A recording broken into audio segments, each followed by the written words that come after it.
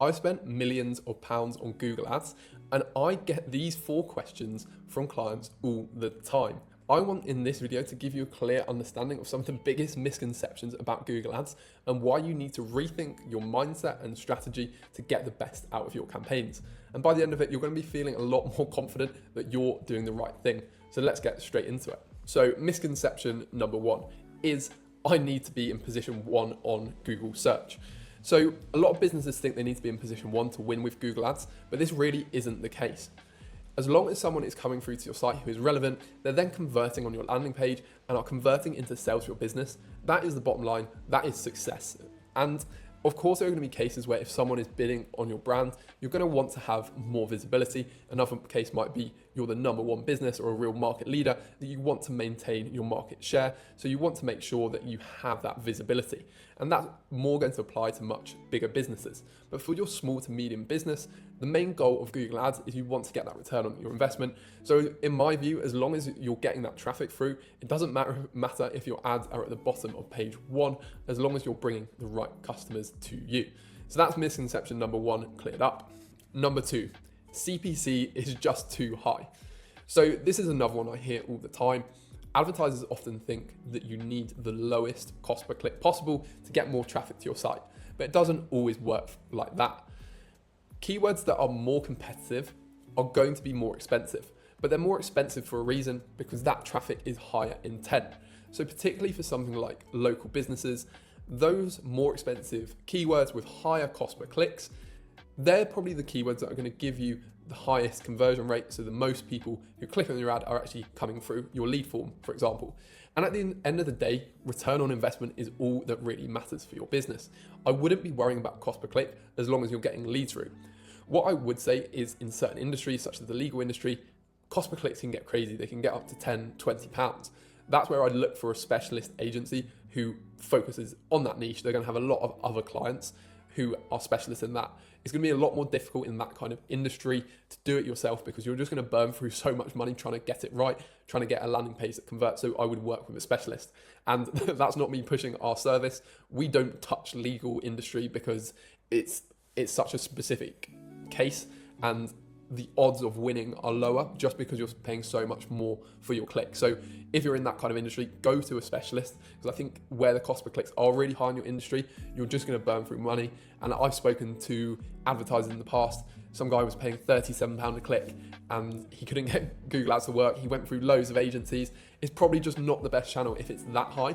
But for a lot of industries, if you have a 50p or a £1 cost per click compared to a £2-3 cost per click, with those more expensive keywords, you're going to have higher intent, so higher conversion rates. So don't be put off by high cost per click, but take it with a bit of caution as well. Okay, number 3. So my ads aren't appearing when I search for them. I get this all the time where clients are searching for their own ads and they're not showing up every time. So the first thing to check is to go into your account and check in your campaigns whether your campaigns are getting clicks, whether they're getting impressions, whether they're getting conversions. That should show to you that your ads are going out there, so kind of trust the system. Another factor to consider is the location. Are you in the right place? Another thing is how the bidding strategies work with Google Ads.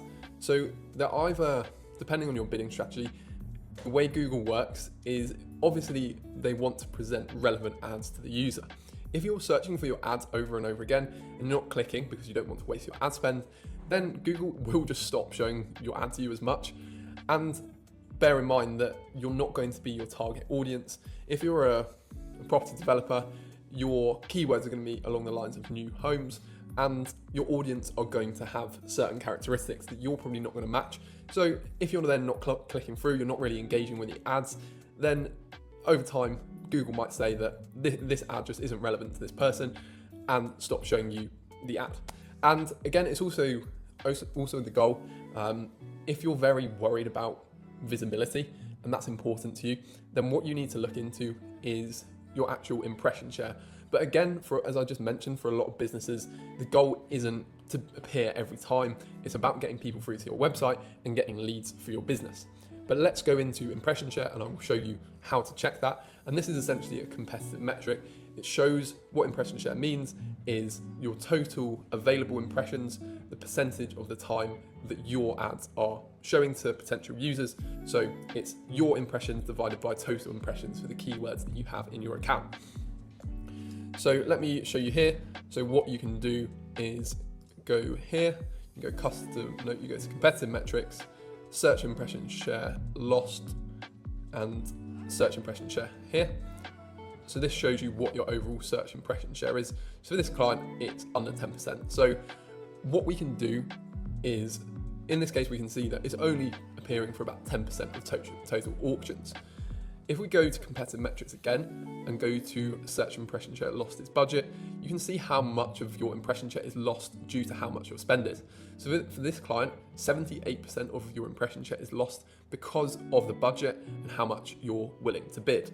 So you can, to change that in this case for this client, you can appear in more searches by increasing your budget and changing your bidding strategy. So for example, for them, we use a cost per conversion, a target CPA bidding strategy. So at the moment we have targets that will restrict how much Google is bidding. If we increase those targets, if the budget was higher for this client, then they would have much more visibility, their search impression share would increase, they'd be able to bid more, which will contribute to search impression share increasing.